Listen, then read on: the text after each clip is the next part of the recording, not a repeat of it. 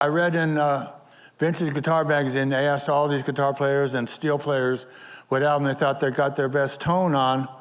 Buddy Emmons, which I thought would have been one of his solo records, he said it was this record by Duane Eddy called Twang a Country Song that he cut here.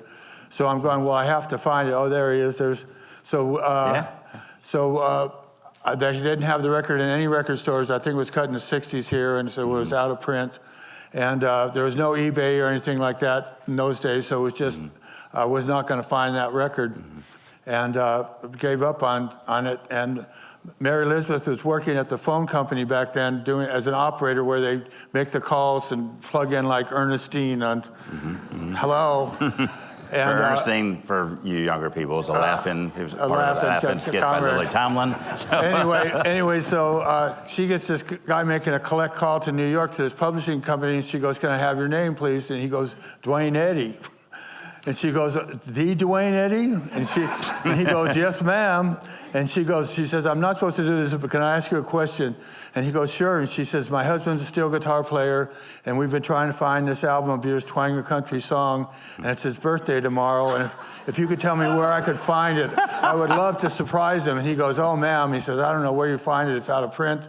He said, "Where do you live?" And she said, "We live in Sepulveda in the valley." And he said, "Well, I live in Encino. I'm only about 10 miles away." He said, "Why don't you give me your address and let me see what I can do?"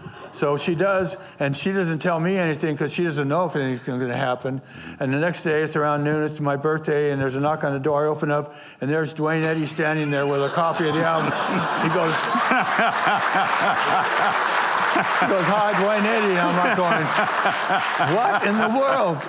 And he's so sweet. He came in and he sat down and wanted to see my steel and talk to me, and it was so great. And then it wasn't until 12 years later when I did an interview with Guitar Player magazine, and Dan Fort was, and Steve Fischel was there at the interview, and he said, "Tell him your Duane story." And Dan Fort said, "You know, I just talked to Duane about 6 months ago, and he said," we were talking about steel players, and he said Blue Bayou was one of his favorite solos.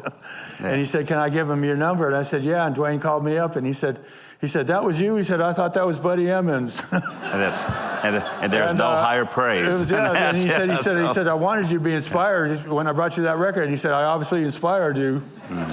And so it was so sweet. And he said, "I'm playing at the Baked Potato tonight. Why don't you come on down?" So then I went down there and saw him play down there. And then when I moved here, then he had moved here too.